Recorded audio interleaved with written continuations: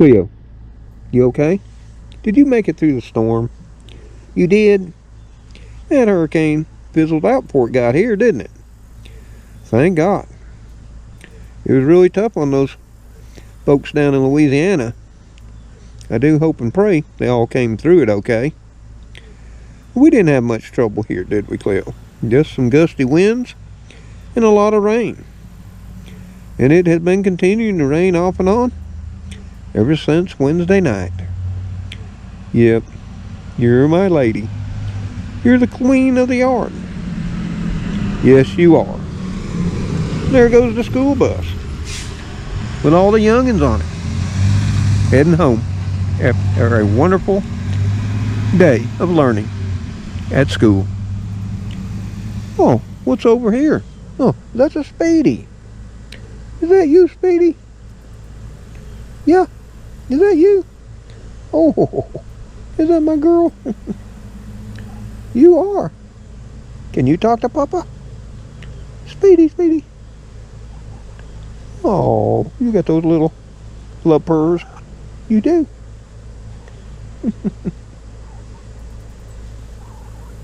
I can hear you. You got anything to say to your viewers and fans? Huh? No? Where's Spooky? Spooky, what you doing out there, laying out there? You just too tuckered out to make it up to the porch? Oh, I'm sure that grass is nice and cool. Well, guys, it won't be long, and we'll have to be rustling up some grub. For you, and for Papa Tom. Oh, well, hello there, friends and family. So good to see you again. And I do want to apologize for not checking in with you Wednesday and Thursday. But here we are on Friday the 13th. And we've made it through a pretty tough week. And I won't bore you with everything that went on. I'm sure you're all familiar with Francine, who came out from the Gulf and hit the Louisiana coast and came on up through Louisiana, Mississippi. And of course, its outer bands swept over Alabama. We had some gusty winds and a lot of rain. Yeah, we had small branches to medium branches down, and there's twigs everywhere. A lot of leaves, pecans on the ground. But no power outages that I know of. No damage, or at least around here. So we came through that. And as most of you know, I'm going through radiation treatment for my prostate cancer. And I failed to get through my treatment Monday. I just couldn't hold it all in. So, I went back on Wednesday. They gave me a day off. I did everything like they tell you to. You know, go ahead and drink your 2 bottles of water an hour ahead. And the most important thing I got to say is timing is everything. Because as many of y'all have said in the comments below the videos, you couldn't hold it in. Yeah, but you got to. It's timing. Because when you hit that hour mark, you're going to be biting your lips. You're going to be doing everything you can to keep it all in. And it's going to get downright painful as the treatments progress, I'll tell you that. Not the treatment, but the need to pee. There's going to be an urgency like you've never felt before, mate. There's going to be a burning. Yeah. And what I've noticed, it gets more severe. But I held it all in. It took every bit of will I had. I bit my lip so hard that I almost bit through it. Now, I do have a sore on the inside from it. And I was also in there talking to God and asking for help. I won't lie. But I got through it. And here again is all I can say is the treatment itself. As far as my experience now, which I have completed the 4th treatment too, I'll get into that as well, is I haven't felt a thing as far as the treatment goes. It's the after effects that I have felt far worse than anything I felt being up on that machine. In fact, I haven't felt nothing except the coldness of the table they put you on. So yeah, my whole issue has been with the urgency and bladder irritation, which is going to get more pronounced as I progress. And so it would on Thursday for my 4th treatment. But on Wednesday, I talked to the doctor, my oncologist, about, I know there's prescription medicines you can be given for bladder irritation, urgency, burning, and what have you. And I discussed that with him. And he prescribed one for me called Flomax and called it into my pharmacy here at CVS. And as soon as I could, when I got back in town, I picked it up, and it says you got to take it within 30 minutes of a meal and take it with the same meal each day. So that's exactly what I did. And I'm still taking it. Now, I was hoping that when I got there Thursday, here again, do the same thing. Shower, shave, get all gussied up, head out again, make that 40 to 45 minute drive, drink my 2 bottles of water an hour before, jump out of the car. Well, jumping ain't much anymore. Don't got the energy to jump. I sort of waddle toward the door. And I go on in there. And this again, is timing is the key. Wasn't in there but a few minutes. I didn't walk in until about 10 minutes before my appointment. Within about 3 to 5 minutes after my appointment time, they call me back. They get me right in. I get undressed. I get on the machine. They do another CAT scan, like they do every time, to make sure your bladder's full, which it was. Then the doctor comes in, inserts the rectal balloon, which, other than the urgency and issues to pee, is the most uncomfortable thing about this course of treatment, which is called hypofractionation. Or no, it's called ultra hypofractionation. Yeah, which only means these are the highest doses of radiation over the least amount of sessions that's currently offered for prostate cancer treatment. 5 different sessions. Not necessarily over 5 consecutive days, or even every other day, as I thought it might would. It's just 5 sessions over a fairly short time. And it looks like mine's going to be over about 2.5 weeks. And that. So, yep, I get on the table. I'm thinking that Flomax. I'm thinking that Flomax is going to take all the urgency, the burning, and that away. It didn't, but it did lessen it some. And I needed that. Because they took the CAT scan, confirmed my bladder was full, the balloon was in position, my prostate was where it was pushed up and needed to be, and off we went. And I was struggling right there the last 5 to 6 minutes, trying to think, how I could get through it. So I was talking to God, even asked Him for help. Yes, I was. I was praying while I was in the machine to do something as simple as hold my pee. Can't believe I'd ever have said that. Of course, Father God was probably believing I can't even believe He would ever ask me for that, but I did. I admit it. Maybe He got a good laugh out of it. I don't know. But either way, we got through it. And of course, first thing you want to do is jump off and, head straight for that bathroom, which I did. So I've got 4 treatments out of 5 down. Yeah, but another thing, there's 2 things you're going to experience, man, going through whatever treatment you decide, and how fast you experience them depends on the course of treatment. If you're going 35, 40 days, 28 days, or if you're going the 5-session treatment, the ultra hypofractionation treatment that I'm going through.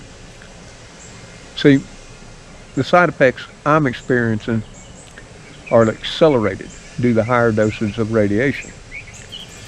So don't judge my experience if you choose the 28 or the 35 to 40 days.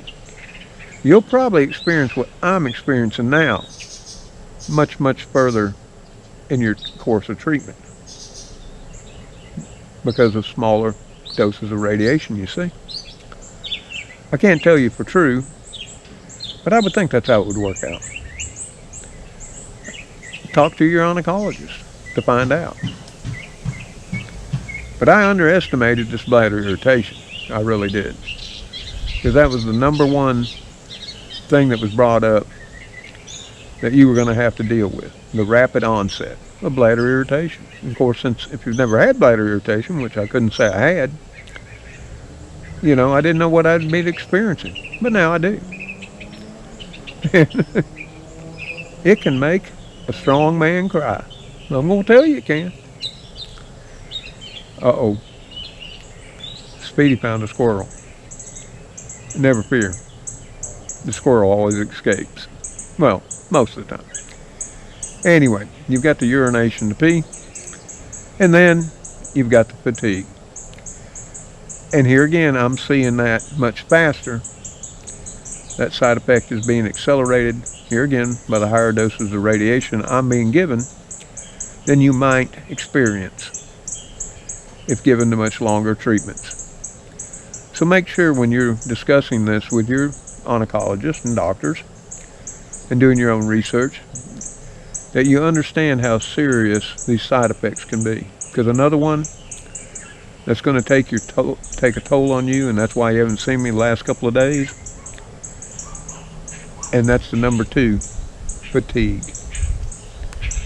It's going to come down on you with every treatment, especially during accelerated 5-session treatment. It's going to get worse. So you got to do things to increase your energy level, you know. And I know people say sugar feeds cancer. Yeah, and it does. But there's things you've got to do to get through the treatment, to get it through before you can prevent it again. That was another reason I took the 5-day. I knew fatigue was going to be an issue. I didn't know how bad it would be, but I knew it was going to be there. And now after having 4 ultra hypofractionated treatments at high doses of radiation, I can tell you, it's a thing. You won't feel like you're carrying another person on your back. But you got to get through things. You got to do your daily chores. And yeah, it's going to get hard to get up out of that bed or off that couch. But you got to reach down, pull up your slippers, ease on up, because that's another thing you got to watch out for. If you get a prescription for Flomax or something to help you with bladder irritation and urgency, those can often make you dizzy, especially when you rise up too rapidly. Of course, there's warnings on the bottle and the label. Just do what it says. Don't try to be a superhero, but do your very best to get up and do the basic things you need to do to deal with life. And I'm going to tell you right now, you ain't going to feel like it, but you still need to.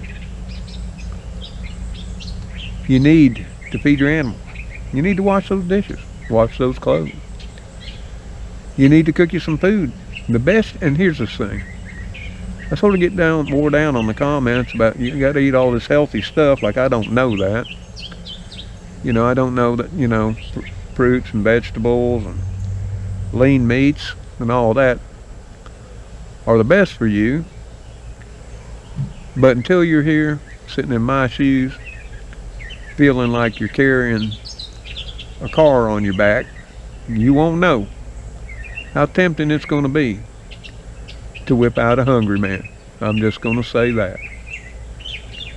Now, yeah, if you got a spouse, or you got a wife, or somebody that can be there to cook it all up for you, well, that's good for you. But here's another thing, guys. Don't just sit there in that recliner or in that bed. because it'll take longer for you to get through it and back up to normal.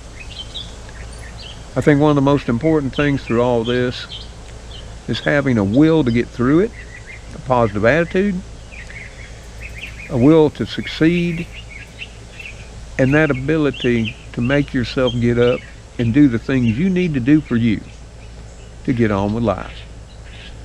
Now the extra things, like baking a cake, making a casserole, or all those other things, that can wait till this is all done and over with. And they say, and I have read, that the after effects of this treatment course, as with any prostate cancer treatment radiation therapy, it can take up to 6 to 8 months or more for the after effects or side effects to calm and go away. We'll just have to live it to see how that all goes. But I'm going to get up every day and do as much as I can by myself. Because I believe that's the most important thing to do. I mean, just coming out here and talking to all of you. Yeah.